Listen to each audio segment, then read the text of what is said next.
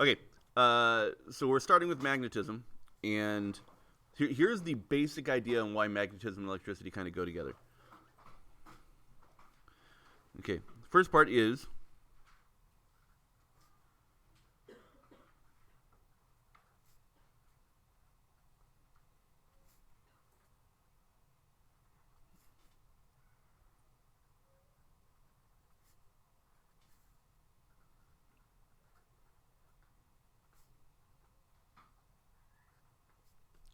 okay, a moving electric charge, okay, causes a magnetic field. And this has an equation to it, and we're going to introduce that with our magnetic field.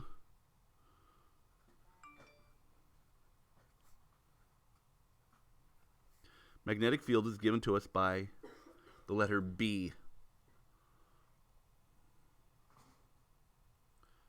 Okay, and it is equal to the force, okay, that is exerted upon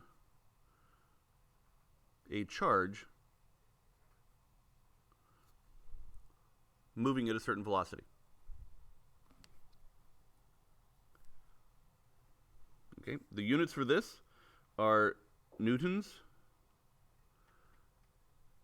Okay, newtons per amp meter. Okay, newtons. So newtons. This is coulombs per second, and this is meters, right? You can follow me there? Okay, and this unit of 1 newton per amp meter is equal to 1 Tesla. Yes, the same guy.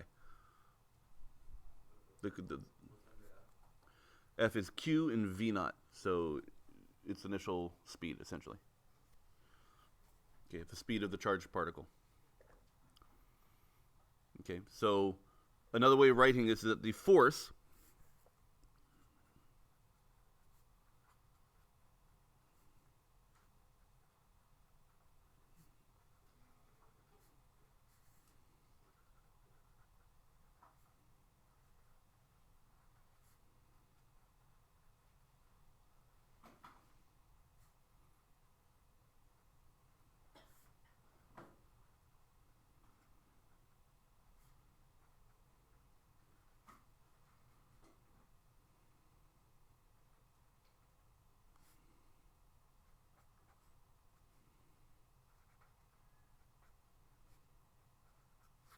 okay.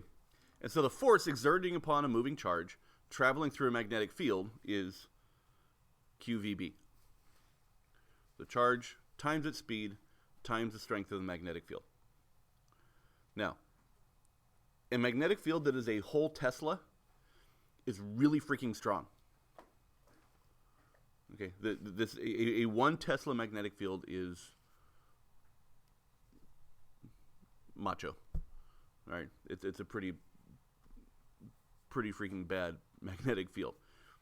Okay, so we usually deal with much smaller versions of it, and like we will send a test charge that has, a micro coulomb on it, like a millionth of a coulomb, in order to measure, a certain amount of force. Okay, because they go really fast, and since they go really fast, the force is going to be great, and so we don't want a whole lot of charge, and so on. Okay. Okay. Now there's another version of this. We can rearrange this Q V naught because of this Q is coulombs, right? And V naught is meters per second, and B is our Tesla, right? We'll just call it B right now. Instead of being a meters per second in a coulomb, this could actually be coulombs per second in a meter. And a coulomb per second is our current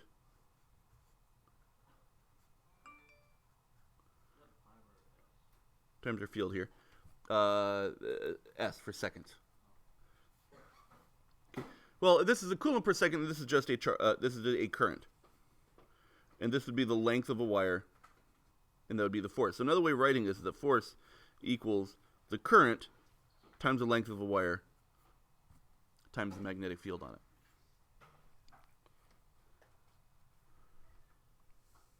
Okay, so this is the basic idea behind magnetic field. Now, there are a couple things you guys need to know about magnetic fields. And one of them is, unlike a charge where we used to have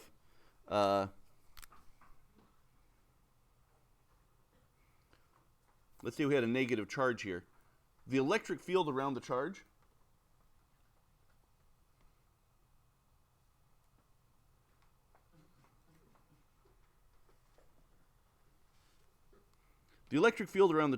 is going to be lines that are pointed right at the charge. You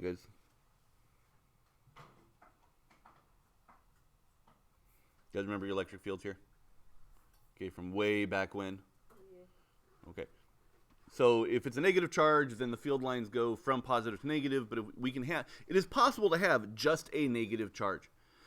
It is impossible to have a magnetic field that just has one charge. You can't just have like a north pole to a magnetic field or a south pole to a magnetic field. They are defined in terms of each other. Okay, so you'll have a north pole and a south pole, and every magnetic thing that you come across has these two poles. And so you'll have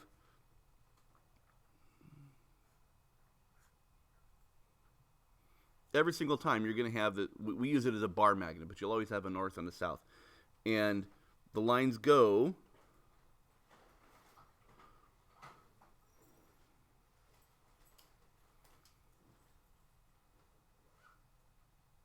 from north to south.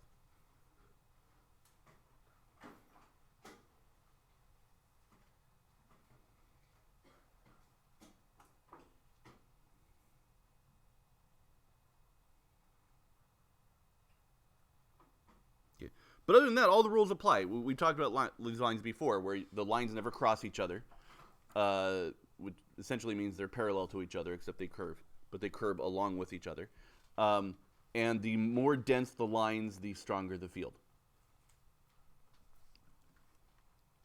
Now, here's the next part about fields, and this part is really, really cool.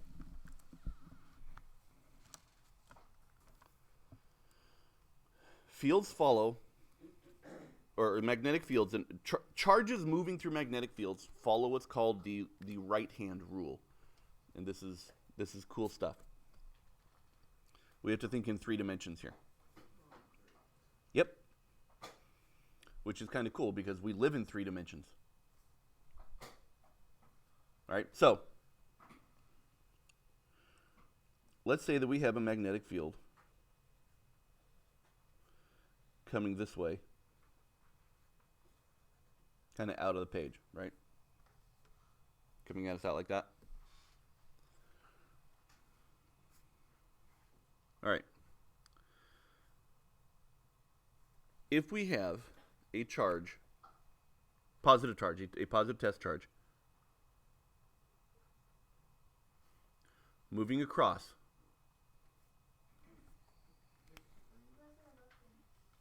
I got you guys.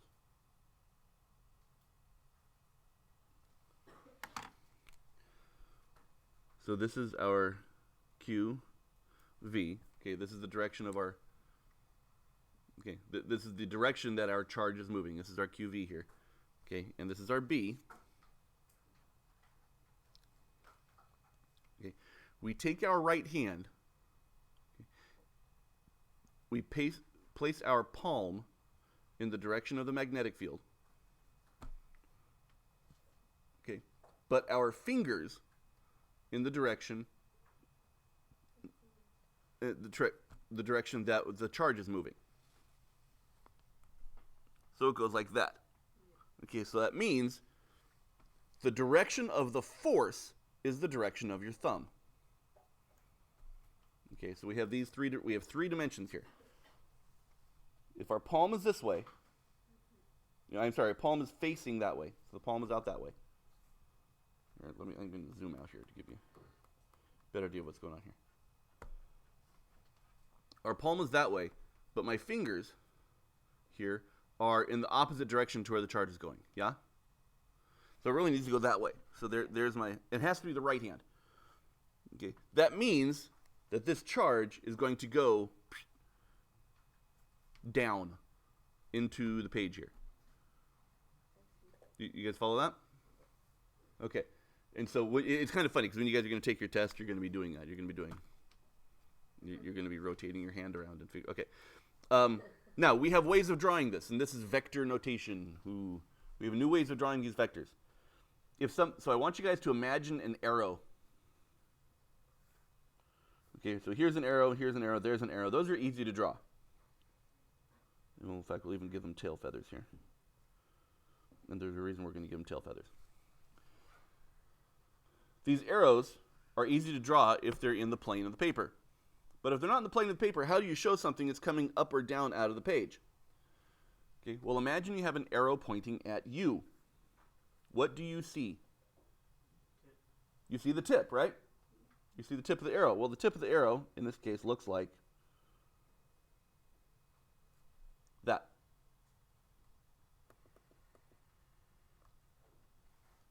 Okay, so this is something that is coming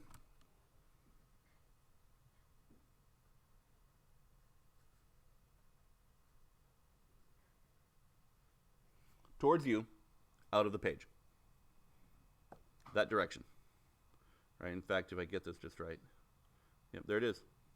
There's the point. Yeah? And if the pen is pointing up out of the page, then you see the tip of the point. Okay. So if it's pointing away from you, if you're firing the arrow, it's going away from you, what do you see? Okay, you see the what? You see the tail end of it, right? Or the tail feathers. And so, tail feathers on an arrow. In fact, I don't want to draw a plus to confuse it with positive charge. It's an X. This means it's going into the page and away from you.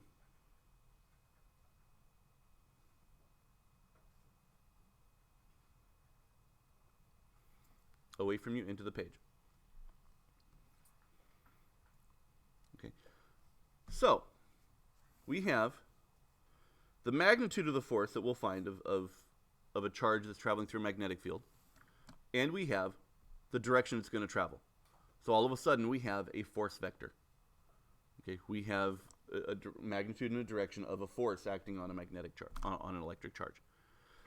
All right, so I'm going to give you guys a test here, okay, or something to practice. Okay, if I have a whole bunch, so this is a magnetic field.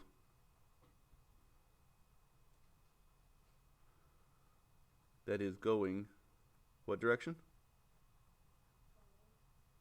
Away from you, also known as into the page, right? So that would be what direction for your hand? Okay, your palm would be facing down because your palm goes in the direction of, yeah? Okay.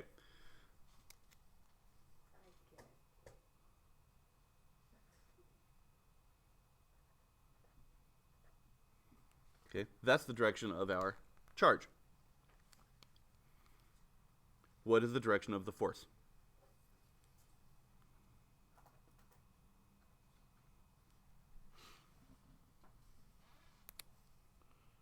Okay, so take your palm.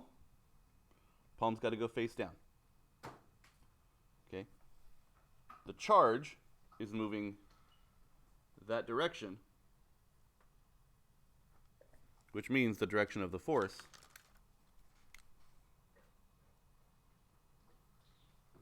is that way. Okay. So there's an interesting thing that happens with this. If this charge is moving through and it experiences a force that is at right angles to its direction it's moving, that means it's going to change its motion, right?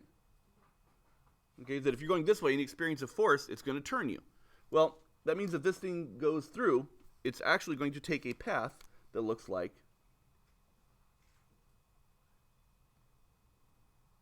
okay, and it'll continue curving.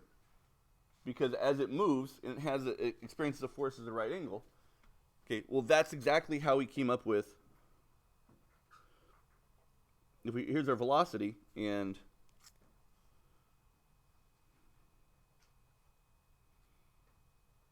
if that's our acceleration, What kind of motion does this lead to? You guys remember? If we go one direction, what's that? Similar to that, yeah. But let's say we're out in, but that like this is like gravity in space, right? So if we're in space, if we have gravity,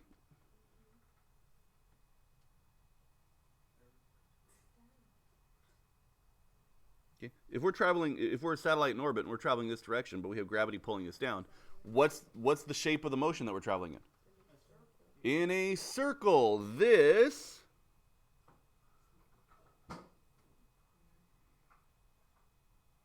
is circular motion, and that's what we get when we have a charged particle moving through a magnetic field.